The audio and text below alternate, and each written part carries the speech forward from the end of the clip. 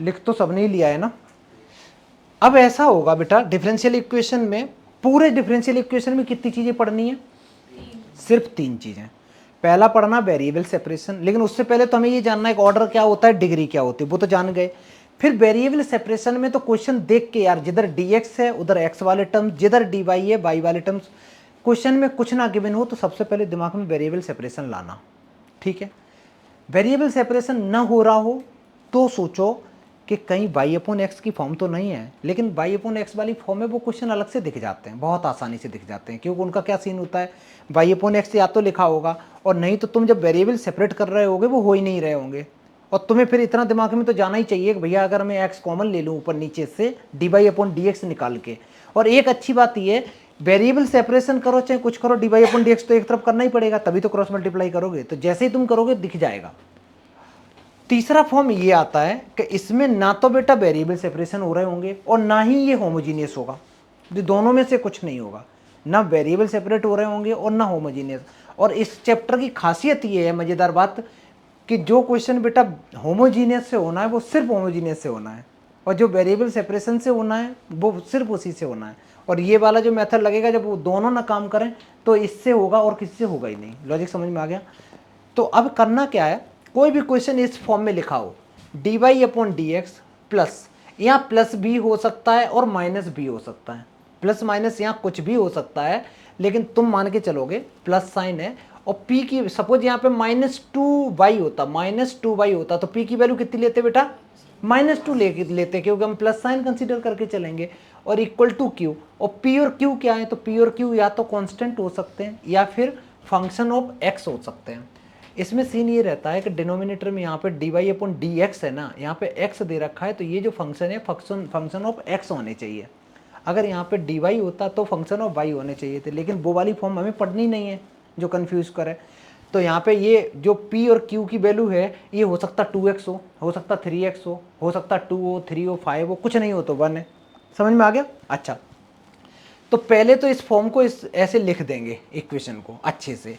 अगर ये तुम्हें हमेशा ऐसी गरम गरम दिखाई नहीं दे रही होगी, हम लोग लेफ्ट में लाएंगे, अरेंज करेंगे, अच्छे से लिख देंगे, इक्वल टू में कांस्टेंट लिख देंगे।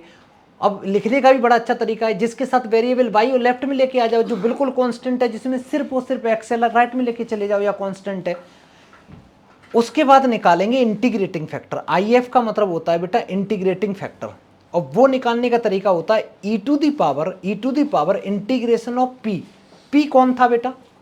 p कौन था? या तो कांस्टेंट था या फिर फंक्शन ऑफ x था, that is 2x 3x 5x sin x cos x, ऐसे तो वो था।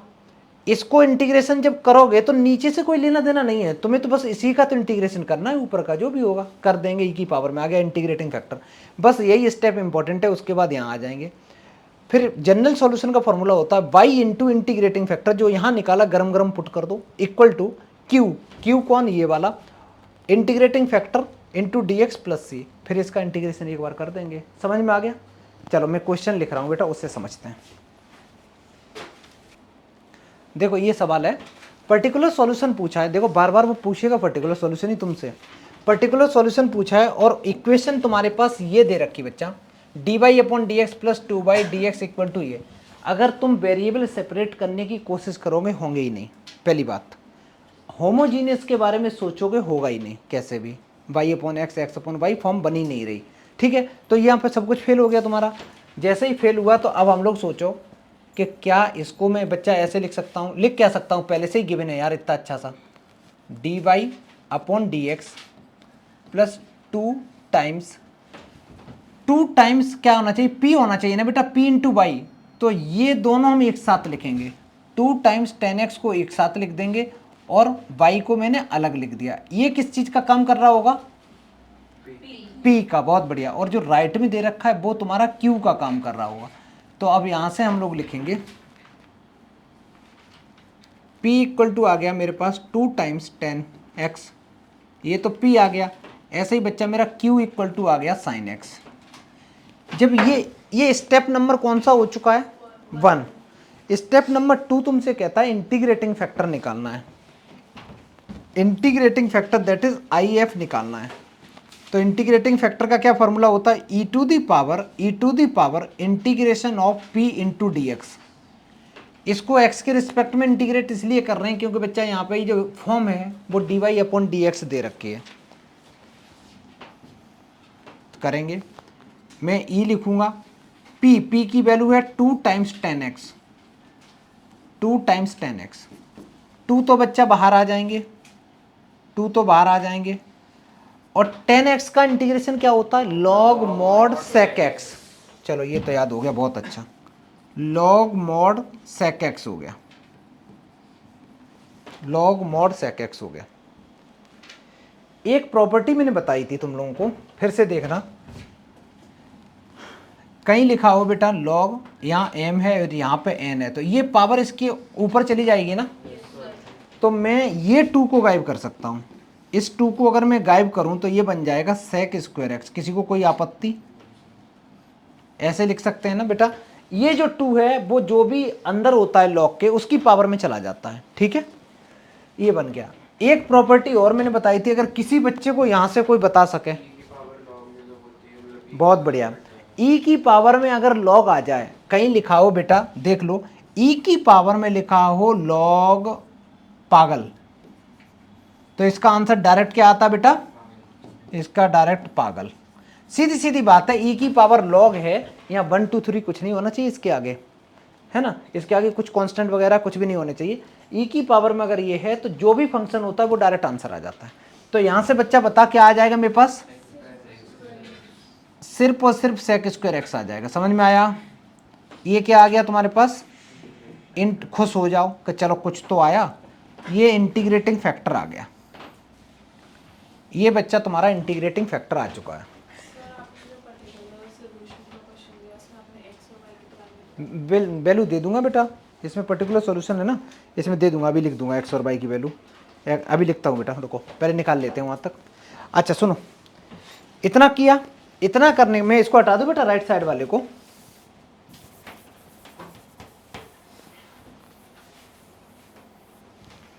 इतना करने के बाद में नेक्स्ट स्टेप क्या रहेगा, जनरल सॉल्यूशन निकालना है ना।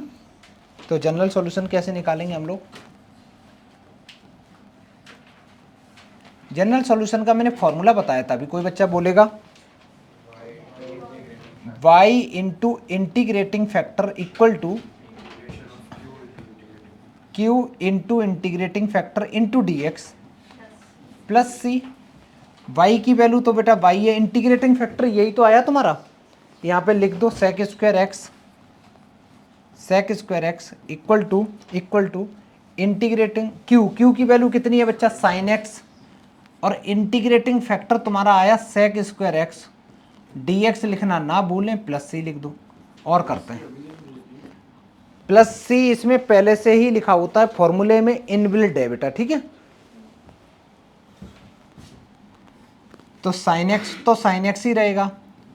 अच्छा सेक को क्या लिखोगे, सेक को हम लोग कॉस लिख सकते हैं, dx प्लस सी, एक साइन, अच्छा इसको क्या लिख सकते हैं बेटा, ध्यान से समझना, ये लिखा है 2 बार कॉस है ना, तो हम एक साइन और एक कॉस को ले लें तो 10x बन गया, और एक क्या बन गया छोटू, 1/sin क्या होता है, कुछ भी बोल रहा है, 1/sin क्या होता है, 1/cos, 1/cos होता है sec dx प्लस सी। ये किस चीज का इंटीग्रेशन है, वेरी गुड, इसका इंटीग्रेशन होता है sec x और प्लस सी। बेटा ये तुम्हारे पास में जनरल सॉल्यूशन आ चुका है, खुश हो जाओ, इतना काम तो भाई कर लिया कि मेरे पास में जनरल सॉल्यूशन आ गया।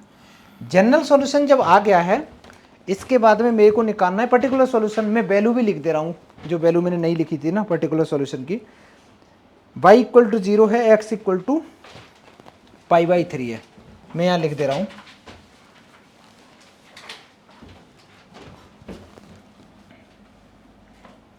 Given that y equal to 0, x equal to π/3, इस पे हमें निकालना है, y इक्वल टू 0 और x इक्वल टू π/3 पे हमें पर्टिकुलर सॉल्यूशन निकालना है।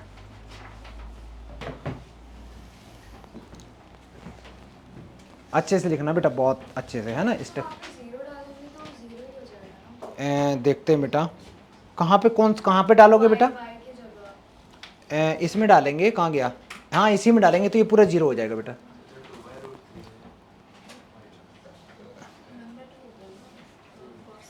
मैं इसको थोड़ा सा ऊपर कर दे रहा हूँ, इसको ऊपर कर दिया।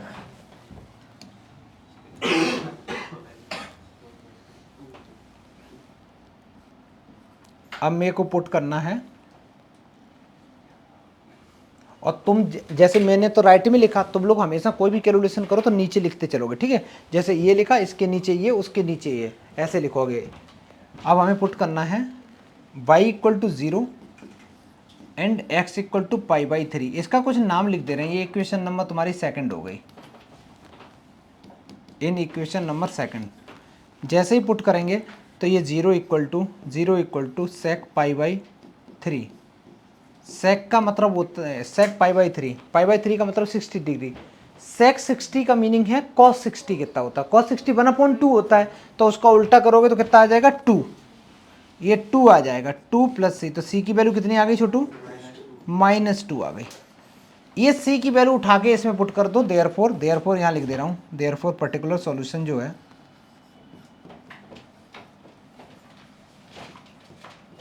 पर्टिकुलर सॉल्यूशन आ गया तुम्हारा y times sec square x equal to sec x -2। This is the correct answer. अच्छे से कर लो बेटा। तुम्हारे एग्जाम में 2 क्वेश्चन आएंगे, ठीक है, एक इसका आएगा, एक उन दोनों में से कोई आएगा। और 1 मार्कर में कभी कभी क्या होता है ना, 1 मार्कर में तुम्हें क्या होगा, ऐसी कोई होमोजीनियस इक्वेशन गिवन होगी, क्योंकि 1 मार्कर में 2 ही सवाल आते हैं। या तो वो तुमसे ये पूछेगा कि चेक करो कि ये होमोजीनियस है नहीं है, लेकिन वो भी 2 नंबर में बनता है, वो तो बन जाता है। इसमें सीधा सीधा है, ये कैसे करेगा, वो पूछेगा कि इंटीग्रेटिंग फैक्टर बताओ, ठीक है। तो इंटीग्रेटिंग फैक्टर क्या, देख के पी निकालो, पी निकालने के बाद उसको बेटा इतना ही तो कैलकुलेशन वो मांगेगा तुमसे, ठीक है। तो इंटीग्रेटिंग फैक्टर तो पूछता है। मैं आगे बढ़ता हूँ, कोई लिख तो नहीं रहा, मैं ही कर दे रहा हूँ बेटा, है ना। देखो बहुत आसान है। सबसे पहले तो मेरे को कोई बताएगा कि इसमें p की वैल्यू क्या होगी। गलत आंसर, ठीक है, ध्यान से सुनना, ध्यान से सुनना, ध्यान से सुनो, गलत आंसर, ध्यान से सुनो ना बेटा। फॉर्म ये बनाया करो, dy/dx equal to plus p times y equal to q बनानी है ना बच्चा। इसका मतलब पूरी इक्वेशन में y एक जगह होना चाहिए, 2 जगह है तो उसको एक जगह बनाएंगे। कैसे, ये x dy/dx तो हम लिखेंगे ही लिखेंगे ऐसे ही, ये y है, इसमें भी y है बेटा, तो y ले लो कॉमन, जैसे ही कॉमन ले लो तो यहाँ बचेगा 1, तो 1 plus x cot x into y.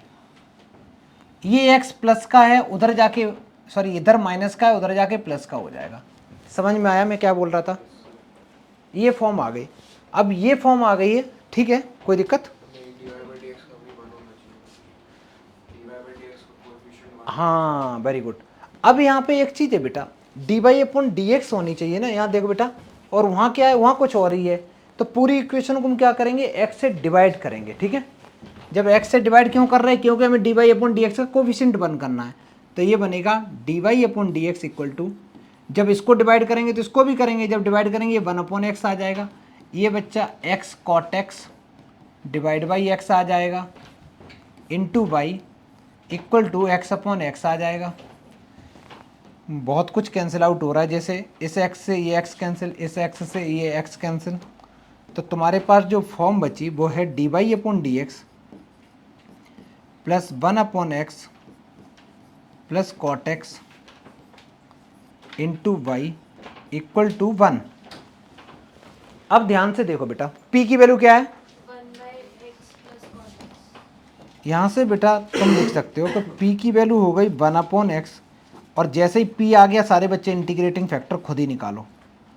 ये p हो गया तुम्हारा, और q की वैल्यू बेटा तुम्हारी 1 हो गई। फिर निकालेंगे इंटीग्रेटिंग फैक्टर, और लिख दिया करो, है ना, IF ना लिख के पहले एक बार पूरा लिख दिया करो, इंटीग्रेटिंग फैक्टर।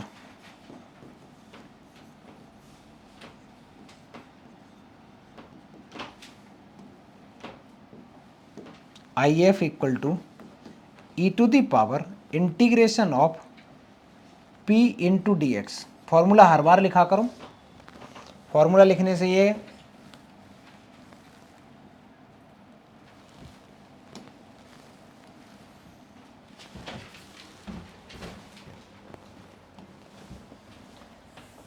करना चालू कर दो बेटा। p की जगह ये पूरी वैल्यू पुट कर दो और उसको इंटीग्रेट करो, लिखो लिखो लिखो और इंटीग्रेट करो। ऊपर ही ऊपर इंटीग्रेशन करना है, पावर में बड़ा आसान है इंटीग्रेट करना। जब करोगे तो मैंने गलती से i लिख दिया है, आई एफ होना चाहिए, ये आई एफ होना चाहिए, integrating factor equal to e to the power integration of p। और p की वैल्यू है मेरे पास में, कहाँ गया यार, ये इक्वेशन है ना, इसको इक्वेशन नंबर 1 लिख दे रहे, ठीक है। 1/x plus cot x into d x, ये हो गया तुम्हारा इंटीग्रेटिंग फैक्टर। 1/x का इंटीग्रेशन होता है बेटा लॉग मॉड एक्स, और कॉट का इंटीग्रेशन क्या होता,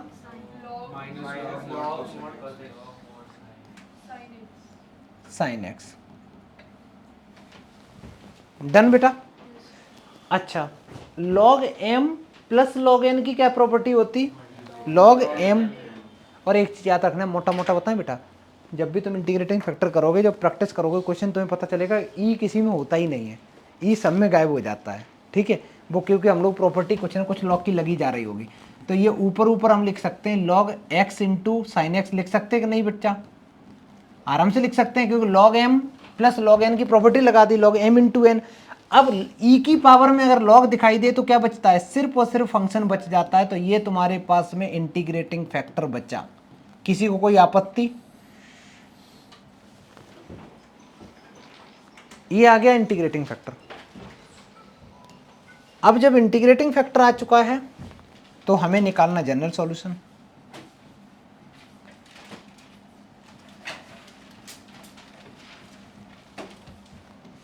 जनरल सॉल्यूशन निकालने के लिए फॉर्मूला क्या था बेटा, y into integrating factor equal to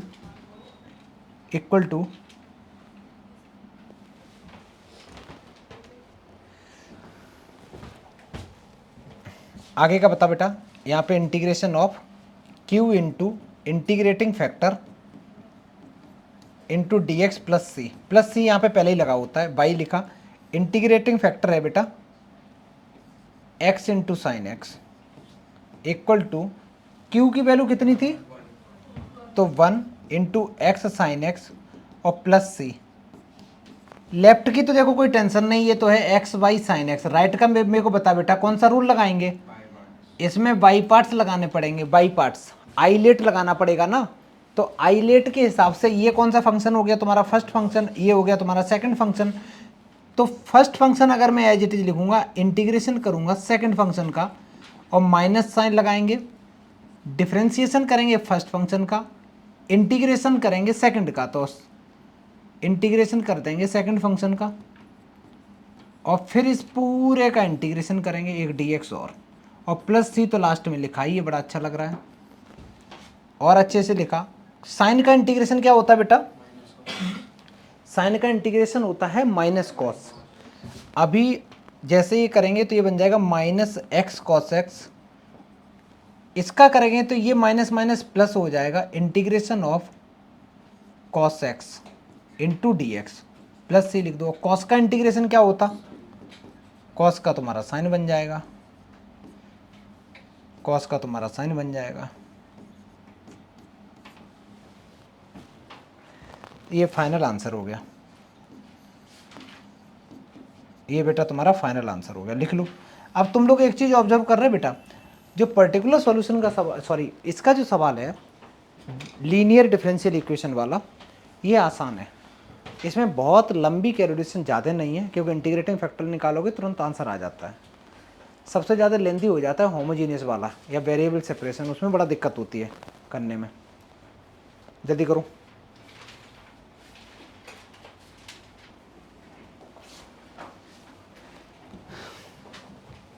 देखो बेटा फिर से वही कहानी, वेरिएबल सेपरेशन वगैरह से करोगे होगा ही नहीं, कैसे भी नहीं होगा।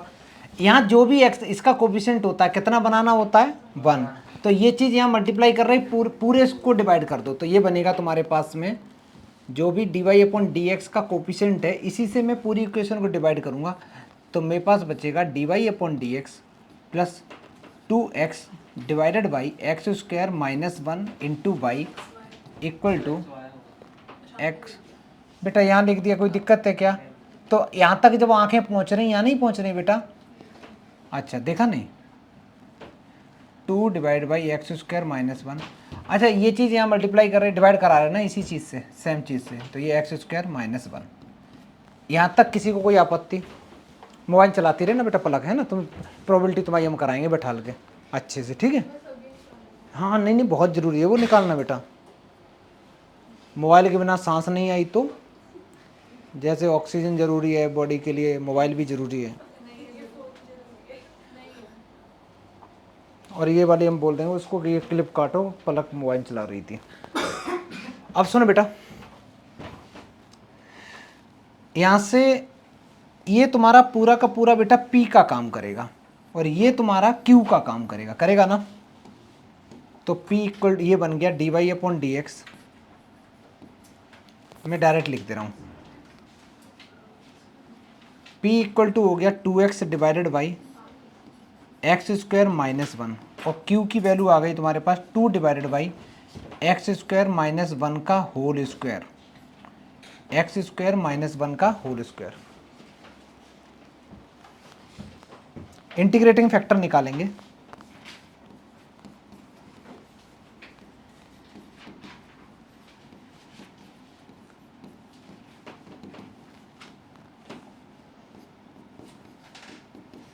e to the power p dx,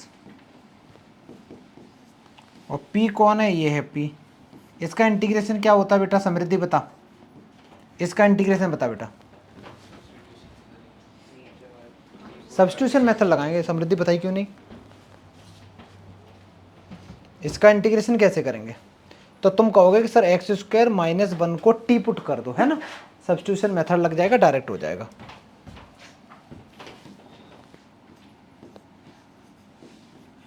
x square minus 1 को बेटा टी पुट करेंगे, डिफ्रेंशिएट करेंगे तो 2x dx dt में चला जाएगा, ये पूरा का पूरा dt में चला जाएगा।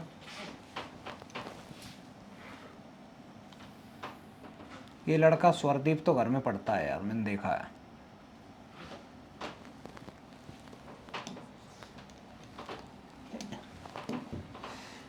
To x d x d t में चला गया तो ये आ गया e to the power integration of d t upon t. अच्छा 1 अपॉन टी का इंटीग्रेशन क्या होता है बेटा? Log mod T. तो बस हो गया काम, ये आ गया लॉग मॉड टी। मेरा एक सवाल है, हम लोग इंटीग्रेट करते हैं तो सी तो लिखते ही है ना, लेकिन यहाँ तो सी नहीं लिख रहे इंटीग्रेटिंग फैक्टर में, जब उसके पावर में इंटीग्रेट कर रहे हैं तो नहीं लिख रहे ना, ठीक है? वहाँ लिख मत देना, वहाँ नहीं लिखा जाता, ठीक है बेटा? टी क्या है? क्योंकि ये चीज़ें कंफ्यूज होते हो एग्जाम में, वहाँ पे कुछ भी करने का मन करता है। ये तुम्हारे पास इंटीग्रेटिंग फैक्टर की वैल्यू आ गई निकल के, बड़ी आसान सी। अब जब बच्चा तुम्हारे पास इंटीग्रेटिंग फैक्टर आ गया तो आगे की चीज़ें निकालना बड़ा आसान है, जनरल सॉल्यूशन निकाल दो।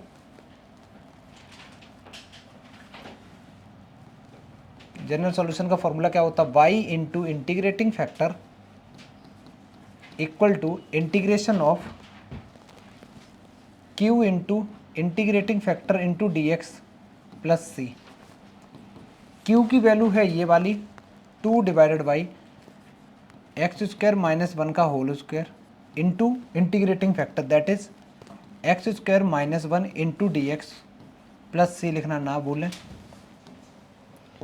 और सॉल्व करेंगे तो इस पूरे से बेटा ये कैंसिल हो जाएगा, 2 इंटीग्रेशन के बाहर निकाल लेंगे तो ये बचेगा 1 अपॉन एक्स स्क्वायर माइनस 1 को मैं 1 स्क्वायर लिख सकता हूँ इंटू डी एक्स। बेटा छोटू फार्मूला बता, ये किस चीज़ का फार्मूला होता है? 1 अपॉन एक्स स्क्वायर माइनस ए स्क्वायर।